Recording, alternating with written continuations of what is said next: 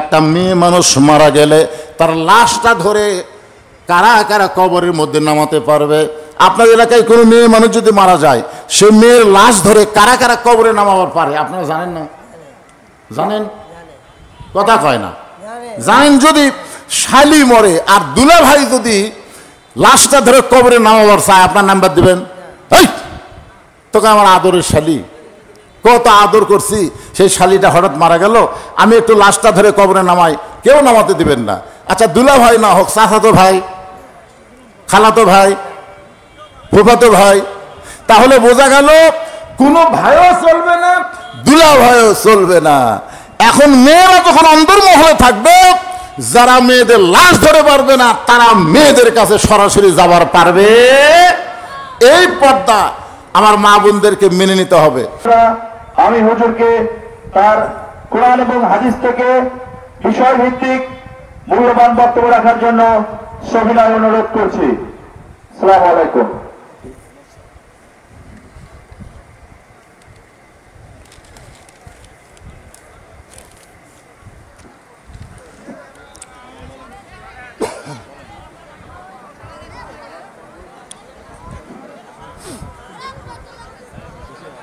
আসসালামু আলাইকুম ওয়া রাহমাতুল্লাহি ওয়া বারাকাতুহু।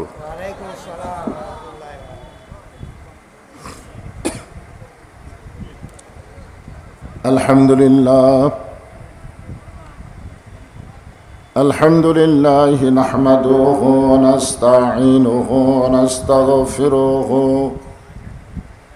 ওয়া নু'মিনু বিহি ওয়া নাতাওয়াক্কালু আলাইহি ونعوذ بالله من شرور أنفسنا ومن سيئات أعمالنا من يهدي الله فلا مضل له ومن يضلله فلا هادي له। সকলে জবান খুলে বলেন আশহাদু আল্লা ইলাহা ইল্লাল্লাহু ওয়াহদাহু লা শারীকা লাহু ওয়া আশহাদু আন্না মুহাম্মাদান আবদুহু ওয়া রাসূলুহু আল্লাযী أرسل رسوله بالحق بشيرا ونذيرا وداعيا إلى الله بإذنه وسراجا منيرا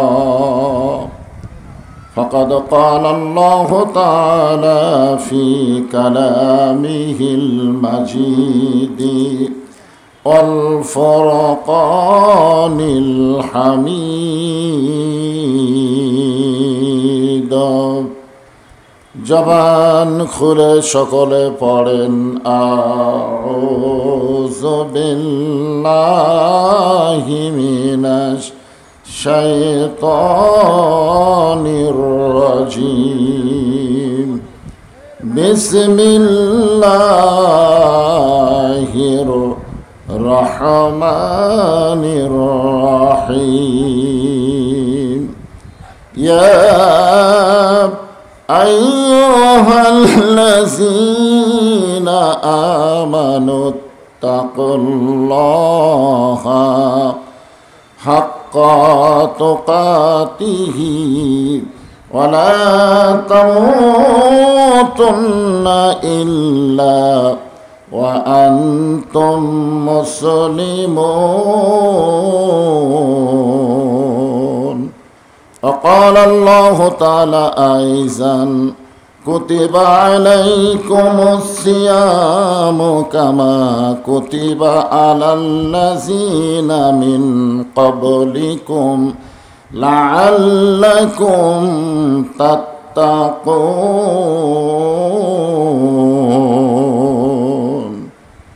ইন্নাল্লাহা ওয়া মালাইকাতাহু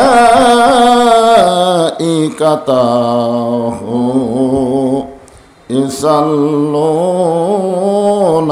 আলান নবী ইয়া আইয়ুহাল্লাযীনা আমানু সাল্লু আলাইহি ওয়া সাল্লিমু তাসলিমা আল্লাহুম্মা সাল্লি আলা মুহাম্মাদিন ওয়া আলা আলি মুহাম্মাদ কামা সাল্লাইতা আলা ইব্রাহিম ওয়া আলা আলি ইব্রাহিম ইন্নাকা হামিদুম মাজিদ আল্লাহুম্মা বারিক আলা মুহাম্মাদিন ওয়া আলা আলি মুহাম্মাদ কামা বারাকতা আলা ইব্রাহিম ওয়া আলা আলি ইব্রাহিম ইন্নাকা হামিদুম মাজিদ ইয়া আইয়ুহাল্লাযীনা আমানু উযকুরুল্লাহা যিকরান কাসীরা লা ইলাহা ইল্লাল্লাহ। সবাই রমজান মাসে আল্লাহর হস্তে আল্লাহর জিকির সবচেয়ে উত্তম জিকির, আফজালুজ জিকির লা ইলাহা ইল্লাল্লাহ, লা ইলাহা ইল্লাল্লাহ, লা ইলাহা। চাঁদ শুরু যার গ্রহ তারা আল্লাহ নামের পাগল পারা। চাঁদ শুরু যার গ্রহ তারা আল্লাহ নামের পাগল পারা। আমার আল্লাহ নামের এতই দয়া, আল্লাহ নামের এতই মায়া, লুকিয়ে রাখছেন হে আল্লাহ জোরে লা ইলাহা ইল্লাল্লাহ, লা ইলাহা ইল্লাল্লাহু মুহাম্মাদুর রাসূলুল্লাহ। সকলেই বলি সাল্লাল্লাহু আলাইহি ওয়াসাল্লাম। এ মাইকালা ভাই কোথায় দেয়? এটা সাউন্ড টানে না, এটা সাউন্ড হয় মোটামুটি, দুটো এক করে দাও।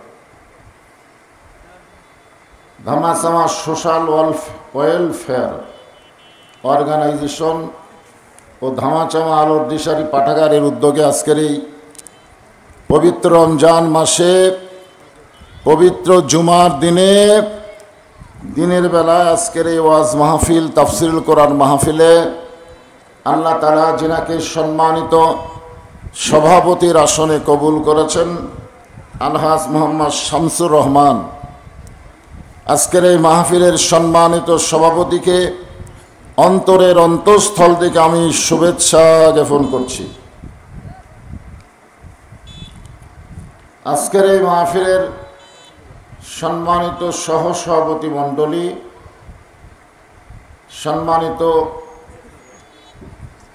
পৃষ্ঠপোষক, সম্মানিত সুধীজন, সম্মানিত অতিথিবৃন্দ,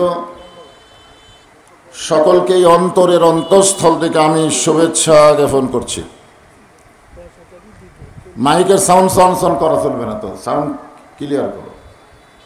আজকের এই মাহফিলে সম্মানিত ওলামায়ে কেরাম, আপনাদের মাঝে মাঝে যে সমস্ত আলেম ওলামা বসে আছেন, মঞ্চে আছেন, আজকে পবিত্র জুমার নামাজের খুতবা দিলেন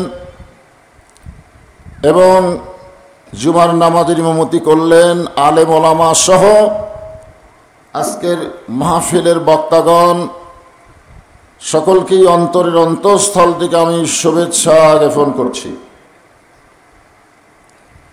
আজকের এই মাহফিলে আমার সামনে যারা বসে আছেন, যিনাদেরকে আল্লাহ দয়া করে, রহম করে, মেহেরবানি করে আজকের এই জান্নাতের টুকরার ভিতরে কোরআনের মাহফিলের বাগানে কবুল করেছেন।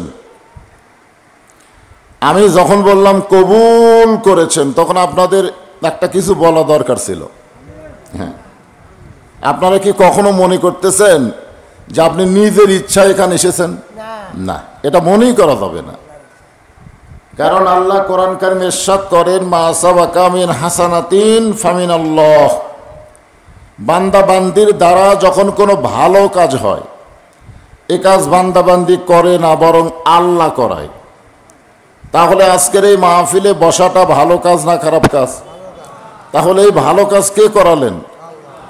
তাহলে আমরা কি এখন বিশ্বাস করতে পারি যে আল্লাহ কিছুটা সময়ের উপরে আমাদের উপরে রাজি আছেন? যদি রাজি না থাকতেন, এই ভালো কাজে, ভালো জায়গায় আমাদেরকে অংশগ্রহণ করার সুযোগ দিতেন না। যে আল্লাহ দয়া করে, রহম করে আজকের এই দিনের বেলার মাহফিলে আপনাদেরকে কবুল করেছেন, আমি আমার অন্তরের অন্তঃস্থল থেকে আপনাদের সবাইকে শুভেচ্ছা জ্ঞাপন করছি। সম্মানিত মা বোনেরা, পর্দার অন্তরালে বসে যারা আলোচনা শুনতেছেন, তাদেরকেও শ্রদ্ধা জ্ঞাপন করে এই মুহূর্তে জানতে চাচ্ছি আপনারা সকলে কেমন আছেন? আলহামদুলিল্লাহ রব্বিল আলামিন। আমরা গত কয়েক বছর, ধরেন 10-15 বছর আমরা দেখেছি আমাদের বাংলাদেশে কারেন্ট সময় মতো থাকতো না, ঠিক কিনা বলেন? কিন্তু এবারে রমজান মাসে দেখতেছি কারেন্ট যাচ্ছেই না, ঠিক কিনা বলেন?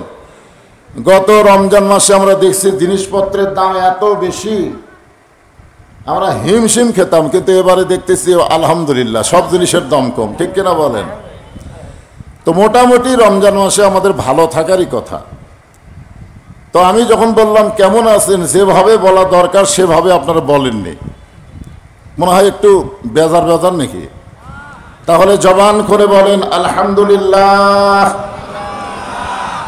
শারীরিক সুস্থতা এবং মানসিক প্রশান্তি যে আল্লাহ আমাদেরকে দান করেছেন। আমাদের শরীর অনেকেরই সুস্থ ছিল গত বছর, কিন্তু মনের মধ্যে অশান্তি ছিল, না জানি একটা ধড়ফড়ি ভাব থাকতো না, না জানি কি হয়, না জানি কি হয়। আজরাইল ধরার আগে পুলিশ ধরার ভয়, এবার আর সেই ভয় আছে? তাহলে আমরা সে আল্লাহর উপরে খুশি হয়ে জবান খুলে সমস্বরে সকলে বলবো, রব্বানা লাকাল হামদ হামদান কাসীরান তাইয়িবান মুবারাকান ফীহি। আমরা প্রশংসা করলাম কার? কেন করলাম? এমনি এমনি? যে আল্লাহ আমাদেরকে রূহের জগৎ, এই দুনিয়াতে আসার আগে আমরা আর একটা জগতে ছিলাম, বিশ্বাস হয়? কিন্তু খেয়াল মনে আছে? মনে নাই, তারপরও বিশ্বাস হয়। আমরা যে মায়ের পেটে ছিলাম, এটা কি আমাদের মনে হয়? মনে হয়? মনে হয় না। মায়ের পেটে ছিলাম এ কথা আমাদের মনে আছে, কিন্তু বিশ্বাস আছে। রূহের জগতে আমরা ছিলাম, এটা আমাদের বিশ্বাস করতে হবে। কারণ সর্বসাকুল্যের জগৎ হলো তিনটা: রূহের জগৎ, দুনিয়ার জগৎ, আর আখিরাতের পরকালের জগৎ। আমরা খালি বলি ইহকাল পরকাল, ইহকাল পরকাল। ইহকাল পরকাল ছাড়াও যে আর একটা কাল ছিল, সেটার নাম কি? আলমে আরওয়াহ, রূহের জগৎ। আপনারা বলেন তো, রূহের জগতে আল্লাহ আমাদের উপরে খুশি ছিল না বেজার ছিল? কেমনে বুঝলেন? রূহের জগতে আল্লাহ আমাদের উপরে খুশি থাকার কারণে দুনিয়ার জগতে মুসলমানের ঘরে আমাদের কবুল করেছেন। জোরে গান ঠিক কিনা? কারণ এই দুনিয়াতে মানুষ পাঠানোর দায়িত্ব কার? আল্লাহ যদি আমাদেরকে হিন্দুর ঘরে পাঠাতো, মনে করেন একটু চিন্তা করে দেখেন তো, যদি আল্লাহ আমাদেরকে ইহুদি খ্রিস্টানদের ঘরে পাঠাতো, আমাদের করার কিছু ছিল? কারণ যার ধর্ম তার কাছে 1 নম্বর। হিন্দুকে বলেন তোর ধর্মকে 1 নম্বর, খ্রিস্টান 1 নম্বর, ইহুদি 1 নম্বর। তা এখন সবাই তো ধর্মকে 1 নম্বর বললে হবে না। যে ধর্মের মালিক, ধর্মের মালিককে আল্লাহ। সে আল্লাহ কি বলেছেন? সে আল্লাহ বলেছেন ওমাই ইয়াবতাগি গায়রাল ইসলাম দীনান ফালা ইউকবালা মিনহু। ইসলাম ছাড়া অন্য কোনো জীবন ব্যবস্থা, অন্য কোনো ধর্ম কেউ যদি গ্রহণ করে, পছন্দ করে, আল্লাহ বলেছেন লা ইউকবালা মিনহু, সেইটা কখনোই কবুল করা হবে না। এই আয়াতের দ্বারা কি বুঝলাম? আল্লাহর কাছে মনোনীত একমাত্র পছন্দনীয় জীবন ব্যবস্থার নাম কি? সবাই জোরে বলেন, নাম কি? ইন্নাদ দীনা ইনদাল্লাহিল ইসলাম। আর আল্লাহ জন্মসূত্রে আমাদেরকে সেই মুসলমানের ঘরে কবুল করেছেন। খুশি না বেজার? আজকে পবিত্র রমজান মাসে রোজা সম্পর্কে আলোচনা হবে। বিষয়টা হবে তাকওয়া। বিষয়টা কি? তাকওয়া। তাকওয়া অর্জনের জন্য রোজাটা হলো আল্লাহর 1 নম্বর ইবাদত বান্দার জন্য। নামাজের মাধ্যমে, হজের মাধ্যমে, যাকাতের মাধ্যমে মানুষ আল্লাহর ইবাদত করতে পারে, কিন্তু পরিপূর্ণ তাকওয়া অর্জন হয় না। যার কারণে আল্লাহ বলেছেন কুতিবা আলাইকুমুস সিয়াম কামা কুতিবা আলাল লাযিনা মিন ক্বাবলিকুম লাআল্লাকুম তাত্তাকুন। আর যে আয়াতে কারিমা ওয়াজের সাবজেক্ট সেটা হলো ইয়া আইয়ুহাল্লাযীনা আমানুত্তাকুল্লাহা হাক্কা তুকাতিহি ওয়ালা তামুতুন্না। বুঝতে পারছেন? তোমরা মৃত্যুবরণ করো না ইল্লা ওয়া আনতুম মুসলিমুন, যতক্ষণ তোমরা মুসলমান না হবে। এখন আপনারা বলেন তো, হিন্দুর ঘরে জন্ম নিয়ে মুসলমান হয়ে মরা সহজ না কঠিন? একটু হিসাব নিকাশ করেন। এটা রমজান মাস, আপনারা যেরকম রোজা আছেন, বক্তাও সেরকম রোজা আছে। এই টান টুন দিয়ে রাতের ওয়াজের মতন করা যাবে না, বুঝলেন? গল্পের মতো করা লাগবে। যা বুঝবেন একটু মনোযোগ দিয়ে হোহা করবেন। তো ব্যাপারটা হলো, আপনারা বলেন তো, ইহুদির ঘরে জন্ম নিয়ে মুসলমান হয়ে মরা সহজ না কঠিন? হিন্দুর ঘরে জন্ম নিয়ে মুসলমান হয়ে মরা সহজ না কঠিন? তার মানে অন্য ধর্মে জন্ম নিয়ে মুসলমান হয়ে মরা কঠিন। তার প্রমাণ হলো নবীর চাচা আবু তালেব। নবীর সবচাইতে দরদি মহব্বতের চাচার নাম কি? আবু তালেব। দেখবেন বাংলাদেশে আবু লাহাব নামে কোনো মুসলমানের নাম নেই। কোনো মুসলমানের নাম আবু লাহাব আছে? আছে? খুঁজে দেখবেন তো আবু লাহাব কোনো মুসলমান নাম আছে? আবু জেহেল কোনো মুসলমানের নাম আছে? কিন্তু আবু তালেব আছে না নাই? তাহলে আবু তালেবও কাফের, আবু লাহাবও কাফের, আবু জেহেলও কাফের। কিন্তু ওনাদের নাম কেউ মুসলমানের মধ্যে রাখে না। আবু তালেবের নাম রাখার কারণ কি? কারণ হলো আল্লাহ রাসূল বলেছেন যে মায়ের পেটে থাকতে আমি এতিম হয়েছি। মায়ের পেটে যখন নবী 6 মাস, ওই সময় নবীর বাবা আব্দুল্লাহ দুনিয়া থেকে বিদায় নিছেন। এ কারণেই রাসূল বলেছেন মায়ের পেটে থাকতে আমি এতিম হয়েছি, কিন্তু দুনিয়াতে আসার পরে আমি এতিম ছিলাম না। সাহাবারা বললেন হুজুর, মায়ের পেটে থাকতে আপনি এতিম হয়েছেন আর দুনিয়াতে আসার পরে আপনি এতিম ছিলেন না, এটা কেমন কথা? আল্লাহ বলেছেন আলাম ইয়াজিদিকা ইয়াতীমান ফাআওয়া, আপনাকে এতিম হিসাবে পাওয়া গেছে। জোরে গান ঠিক কিনা? রাসূল বললেন যে ভাগ্যগুণে এমন একটা চাচা আমি পাইছিলাম, যেই চাচা আমাকে এত দরদ দিয়ে লালন পালন করেছে, আমার যে বাবা নাই এটা আমার মনেই হয়নি। সুবহানাল্লাহ বলেন। তাহলে আবু তালেব নবীকে কত দরদ দিয়ে লালন পালন করেছে চিন্তা করে দেখেন। ওই মানুষটাও কিন্তু জাহান্নামে যাবে। নবীকে এত দয়া করে লালন পালন করে ওই মানুষটাও জাহান্নামে যাওয়ার কারণ হলো ওই মানুষটা মৃত্যুর সময় মুসলমান হয়ে মরতে পারেনি। রাসূল তাকে অসংখ্যবার কলেমার দাওয়াত দিয়েছেন। চাচা একটাবার খালি বলেন লা ইলাহা ইল্লাল্লাহ, আমি আপনাকে হাত ধরে জান্নাতে পৌঁছায় দেব। চাচা বারবার বলেছে মরি যখন যাব বাপ দাদার ধর্ম ছাড়ব না। এখান থেকে বোঝা গেল যেই ধর্মের উপরে যে জন্ম নেয় মনে করে এটাই আসল ধর্ম। জোরে কোন কথা ঠিক কিনা?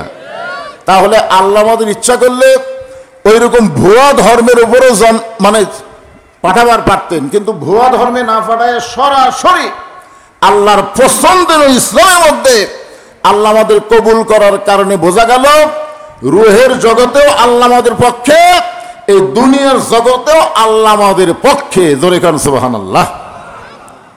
তাহলে জগৎ কয়টা? তিনটা জগতের মধ্যে দুইটার মধ্যেই আমরা দেখলাম আল্লাহ আমাদের পক্ষে। আর একটা জগৎ আমাদের সামনে আছে, সেই জগৎকে লক্ষ্য রেখে আল্লাহ বলেছেন ওই জগতে যাওয়ার আগে মুসলমান না হয়ে তোমরা যাইও না। মানে মুসলমান না হয়ে মরিও না। তার মানে কি? মুসলমান হয়ে মরলে ওই জগতে কোনো সমস্যা আছে? জগতে কোনো সমস্যা আছে? কোনো সমস্যা নেই। তো আল্লাহ বললেন মুসলমান না হয়ে, হ্যাঁ, জায়গা সংকট। আমরা নামাজের যখন কাতার সোজা করলাম তখন কি বললো ইমাম সাহেব? ফাঁক ফাঁক ফাঁক ফাঁক রেখে কাতার করছেন আপনারা। কারণ তিনটা জায়গায় আমার ওয়াজের মধ্যে আছে, দেখবেন তিনটা জায়গায় ফাঁক রাখা ঠিক না। একটা হলো নামাজের কাতার যখন করবেন মাঝে ফাঁক রাখলে ফাঁকের মধ্যে শয়তান ঢোকে। কে ঢোকে? এখন হয়তো বলুন হুজুর শয়তানকে তো আল্লাহ বন্দি করছে। মানে কোনো কথা বলে তো পাশ কাটানোর বুদ্ধি নেই। এখন বক্তার চাইতে শ্রোতারাই ভালো জানে, ঠিক কিনা বলেন? তো বলবে হুজুর শয়তান তো এখন জাহান্নামে বন্দি আছে। শয়তান বন্দি আছে, কিন্তু শয়তানি আপনার বলেন শয়তানি কি বন্দি আছে? আপনার একটা সাইকেল চালানোর সময় পেডেল মারেন না? মারেন কি মারেন না? তো পেডেল কি সবসময় মারেন? যখন পেডেল বন্ধ করে দেন তখন কি সাইকেল যায়? যায় না? এই যে আগে পেডেল মারছেন, মারা সাইকেলের মধ্যে একটা গতি তৈরি হয়েছে। এক সময় আপনি পেডেল বন্ধ করলেও সাইকেল কিন্তু অনেক দূর যায়। কেন যায়? এই যে আগে পেডেল মারা থাকেন, ওই পেডেল মারার কারণে এই পেডেল বন্ধ করলেও সাইকেল যেমন অনেক দূর পর্যন্ত যায়। 11 মাস শয়তানি করার পরে 1 মাস যদি পেডেল বন্ধ থন তো শয়তানি বন্ধ হবে? এই জন্য শয়তানি না আসলেও শয়তানি বন্ধ হয়নি। এই কারণে আমি আপনাদের বলবো যে আপনাদের মাঝে মাঝে যদি ফাঁকা থাকে অন্য ভাইদেরকে বসতে দেওয়ার জন্য আল্লাহর হস্তে একটু জমে বসেন। ভাই রোদের দিন তো দেখতেছেন না, রোদের মধ্যে বসতে দিলে আর বসবে না, ছায়ের মধ্যে একটু বসতে চাই। আপনার তো একটু ইচ্ছা করলে একটু চেপে বসলে অন্য ভাইরা বসতে পারে। বাংলাদেশ ইচ্ছা করলে সব পারে, পারে না? কি বলেন? 20 কোটি মানুষের বাংলাদেশ সামান্য একটা ছোট দেশ। পৃথিবীর কোন রাষ্ট্রে এত ঘন বসতি নাই যেটা আমাদের বাংলাদেশে। এরপরেও 12 লক্ষ 13 লক্ষ রোহিঙ্গা মুসলমানকে জায়গা কিন্তু বাংলাদেশে দিছে। কি জন্যে? যে আমরা জায়গা দিয়েও আমাদের মুসলমান ভাইদের কষ্টের মধ্যে না ফেলায় জায়গা দিছে রোহিঙ্গা মুসলমানকে। তো রোহিঙ্গা মুসলমানকে জায়গা দেওয়ার অভ্যাস যদি আমাদের থাকে, যারা দাঁড়িয়ে আছে এরা কি রোহিঙ্গা? এরা তো হামাকিরি ভাই। এই জন্যে ওদের বসতে দেওয়ার জন্য একটু জমে বসেন আর জিকির করেন লা ইলাহা ইল্লাল্লাহ, লা ইলাহা ইল্লাল্লাহ, লা ইলাহা ইল্লাল্লাহু, লা ইলাহা ইল্লাল্লাহ, লা ইলাহা ইল্লাল্লাহ, লা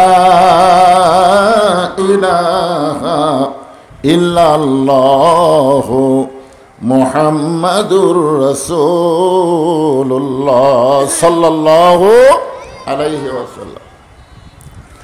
তাহলে আমি কি বলতেছি? যে আমাদের দুইটা জগৎ, রুহের জগতে আল্লাহ আমাদের পক্ষে ছিল। বিশ্বাস করেন না আপনারা? বিশ্বাস করার কারণ হচ্ছে দুনিয়ার জগতে আল্লাহর পছন্দনীয় জীবন ব্যবস্থা ইসলামের মধ্যে আল্লাহ আমাদের কবুল করেছে। এটাই হলো রুহের জগতে আল্লাহ আমাদের পক্ষে ছিল, তার প্রমাণ। আর দুনিয়ার জগতে যে আল্লাহ আমাদের পক্ষে আছে এটার প্রমাণ হলো কোরআন দিয়ে 2টা আয়াত পড়ে আপনাদের বুঝাই দিলাম। একমাত্র ইসলামে যদি আল্লাহর পছন্দ নেওয়া হয় সেই পছন্দের মধ্যে আমরা মুসলমান। জোরে কোন কথা ঠিক কিনা? তাহলে দুই জগতে আল্লাহ আমাদের পক্ষে, সামনে আর একটা জগৎ, সে জগতেও আমরা যেন বিপদে না পড়ি, এ কারণে আল্লাহ আমাদের বলে দিলেন, ইয়া আইয়ুহাল্লাযীনা আমানু, যারা আমাকে বিশ্বাস স্থাপন করেছো। এখন আমরা যারা এখানে বসে আছি, আল্লাহর উপর আমাদের পূর্ণ বিশ্বাস আছে না নাই? পূর্ণ বিশ্বাস রাখা খালি মুখে মুখে বললে হবে না তো। পূর্ণ বিশ্বাস খালি মুখে বললে হবে? আল্লাহ রাসূল বলেছেন, ইকরার বিল লিসান, তাসদিক বিল জানান, আমল বিল আরকান। মুখে বলতে হবে লা ইলাহা ইল্লাল্লাহ, মুখে বলেন লা ইলাহা ইল্লাল্লাহ, মুখে বললাম তো সবাই। এরপরে তাসদিক বিল জানান, এই বিশ্বাসটা কলিজার মধ্যে এমন ভাবে রাখতে হবে, প্রয়োজন হলে জীবন যাবে কিন্তু ঈমান যাবে না। জোরে কোন ঠিক কিনা? প্রয়োজন হলে জীবন যাবে কিন্তু ঈমান। আপনারা বলেন তো, মুসলমানের কাছে জীবনের গুরুত্ব বেশি না ঈমানের গুরুত্ব বেশি? অনেক মুসলমান কিন্তু খুব কষ্ট করে জীবনের উপরে পাথর দিয়ে এই পবিত্র রমজান মাসে রোজা করতেছে। জোরে কোন কথা ঠিক কিনা? আপনার বলেন তো, এই যে না খায় আপনারা আছেন, পানি পানাহার বন্ধ করে আপনারা আছেন, এটা কি আপনারা শান্তি পাচ্ছেন না? একটু কষ্ট হচ্ছে। এই কষ্টটা কেন ভোগ করতেছেন? কি জন্যে? ওই দিক দিয়ে বের হন, গামছা আদায় নিয়ে এখন আসেন, যাই থাকেন, রোজার মাস জোর অবস্থা করা যাবে না। আর আমি অল্প সময়ের মধ্যে কথা বলাই বন্ধ করে দেবো, কারণ আমার অবস্থা ভালো না। বুঝতেছেন তো? মন চাইলেও এখন যদি তৃষ্ণায় আমার কোলটা ফাটা যদি আমি বেহোশ হয়ে যাই, কেউ কিন্তু বলবে না 1 চামচ পানি দে রে মুখ, কেউ বলবি? কেউ বলবি না, না পানি না খায় মরে যাক রে, রোজা আছে না খায় মরে যাক রে, কিন্তু মুখত কেউ পানি দিবি না। আমাকে সেটা বুঝাই কথা বলা লাগে ভাই, জান, কারণ এখনো সময় আছে অনেকক্ষণ। আলহামদুলিল্লাহ, যে কথা বলতেছি আমার মায়েদের জন্য কথা হলো, আমার মায়েরা, রমজান মাসের রোজা আপনাদের জন্য খুব কঠিন না, মেয়েদের জন্য রোজা থাকা খুবই সহজ। কারণ মেয়েরা, আপনাকে এই আহলে হাদিস এলাকার মেয়েরা খুব একটা রোজা না রাখলেও আমাদের এই হানাফি মাযহাবে মেরাজের রোজা, বরাতের রোজা, এ রোজা সে রোজা, খালি কথাই কথাই রোজা। কিন্তু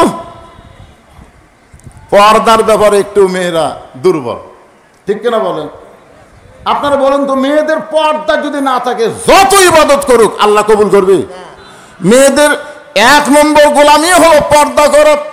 আল্লাহর হুকুম, পর্দার মধ্যে যখন মেয়েরা থাকবে, এই যে ফাতেমাকে জোহরা ডিগ্রি দেওয়া হয়েছে, এই জোহরা ডিগ্রির পিছনে হলো পর্দানিশী হওয়া।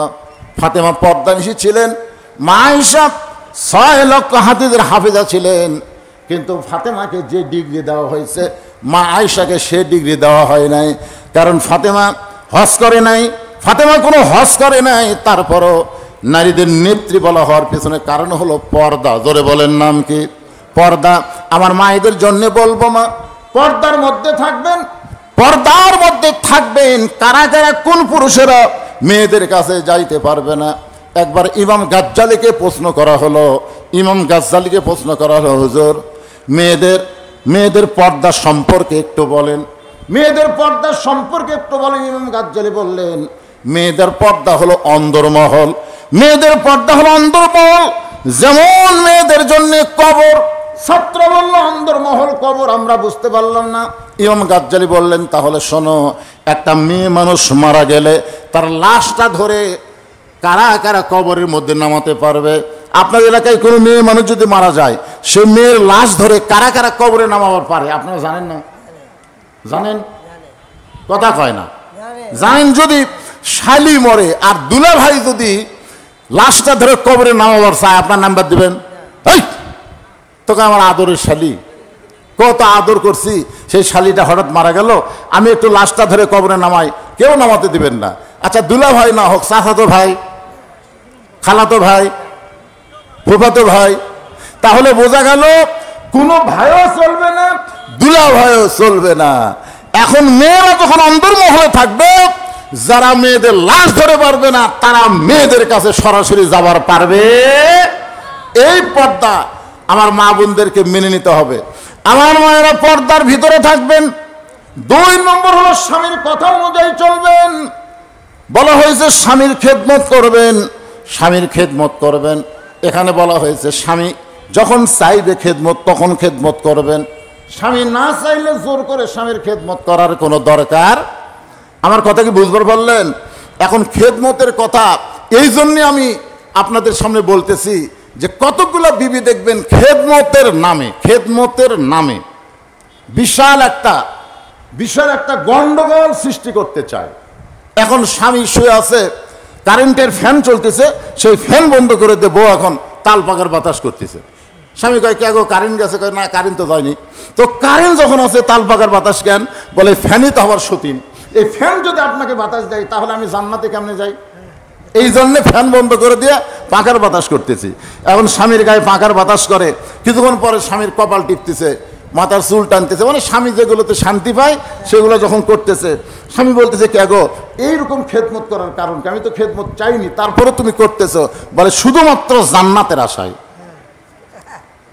কোন এক বক্তা ওয়াজ করছে স্বামীর পায়ের তলে বইয়ের জান্নাত। এইটা শোনার পরে মেয়ে মানুষ তো বিশ্বাস করছে আসলে স্বামীর পায়ের তলে বইয়ের জান্নাত না, মায়ের পায়ের তলে সন্তানের জান্নাত। জোরে গান কথা ঠিক কিনা? কোনো মরদ মানুষের পায়ের তলে জান্নাত নাই, জান্নাত আছে নারীর পায়ের তলে, সেই নারী যদি মা হয়। সুবহানাল্লাহ বলেন। তাহলে মায়েদের দাম ইসলামে কম না বেশি? বাপের চাইতে কম না বেশি? মেয়েদের দাম ভাইয়ের চাইতে কম না বেশি? বেশি। খালি একটা জায়গা পুরুষ মানুষের চাইতে মেয়েদের দাম একটু কম। আল্লাহ কোরআনে বলেছে রিজালু কাওয়ামুনা আলান নিসা, পুরুষেরা থাকবে নারীদের উপরে। এটা হলো স্বামী থাকবে উপরে, বউ থাকবে নিচে, এই একটা জায়গা। আর সেই জায়গায় মেয়েরা নারী পুরুষের সমান অধিকার মিছিল করতেছে। জোরে কোন কথা ঠিক কিনা? আর মায়েরা আসেন একটু মনোযোগ দিয়ে শোনেন, মা একটু শোনেন। এখন স্বামী বলতেছে আল্লাহ রে, এরকম বউ পাওয়া হলো ভাগ্যের ব্যাপার। যে বউয়ের থেকে খেদমত চাইনি তারপরে বউ জোর করে খেদমত করতেছে, চুল টানা দিচ্ছে, কপাল টিপে দিচ্ছে, মাথা টিপে দিচ্ছে, বাতাস করতেছে। কিছুক্ষণ পরে বউটা কাঁদতেছে, কিছুক্ষণ পরেই ও করে কাঁদতেছে। স্বামী বলে কি ব্যাপার, আমার খেদমত করা আর কান্দো কেন? এমনি এমনি বাতাস করতেছে, কপাল টিপতেছে আর কান দিচ্ছে। কি জন্য কান্দো? এমনি এমনি। আরে আমার খেদমত করতেছে কাঁদতেছো, এমনি এমনি এমনি এমনি কেন? বলে আপনাকে বলে লাভ কি? আপনাকে বলে লাভ কি? বলবো না। এইটা আবার কপাল টিপে বাতাস করে। স্বামী জোর করে ধরছে, লক্ষ্মীটি বলো তো, আমার ময়না পাখি বলো তো, তোমার কি হয়েছে? কে তোমার কষ্ট দিল? তখন বলতেছে বললে কি কোনো লাভ হবে? আচ্ছা বলেই দেখো তো। তখন বউ বলতেছে তুমি যখন শহরে চাকরি করতে যাও, তুমি যখন ব্যবসা করতে যাও, তখন তোমার বুড়া বাপ আর তোমার বুড়ি মা, এই দুইজন আমার কলজাত আগুন লাগা দিচ্ছে। মা তোমার বুড়া মা এত ফ্যাস করে, তোমার বুড়ি মা এত কুটকুট করে, এই বুড়া বুড়ির অত্যাচারে আমার কলজাত আগুন ধরে গেছে। এই বলতেছে আর বাতাস করতেছে। তো বলে লাভ কি? আপনার বাপ মায়ের বিরুদ্ধে আপনার কাছে বলে কোনো লাভ আছে? এখন যদি বাপ মার সাথে থাকতে চান তাহলে আল্লাহর রাস্তায় আমার বাপের বাড়ি পাঠিয়ে দেন। আর যদি আমাকে নিয়ে জান্নাতের সংসার করবার চান তাহলে আপনার বাপ মাকে বাদ দেওয়া লাগবে। ওমা আলাইনা ইল্লাল বালাক। এখন আমার ওয়াজ করা শেষ, আপনি কি আমল করবেন চিন্তা করেন। তখন স্বামী চিন্তা করতেছে লিয়াবলুয়াকুম আইয়ুকুম আহসানু আমালা, আল্লাহ পরীক্ষা করবে সুন্দর আমলের। এই সময় বউ বলতেছে এখন আপনি কি আমল করবেন? তা আমার আমল কোনটা ভালো হবে? বাপ মা বাদ দা বউয়ের সাথে থাকা, না বউ বাদ দা বাপ মায়ের সাথে থাকা? না না, ভালো করে আগে চিন্তা করেন।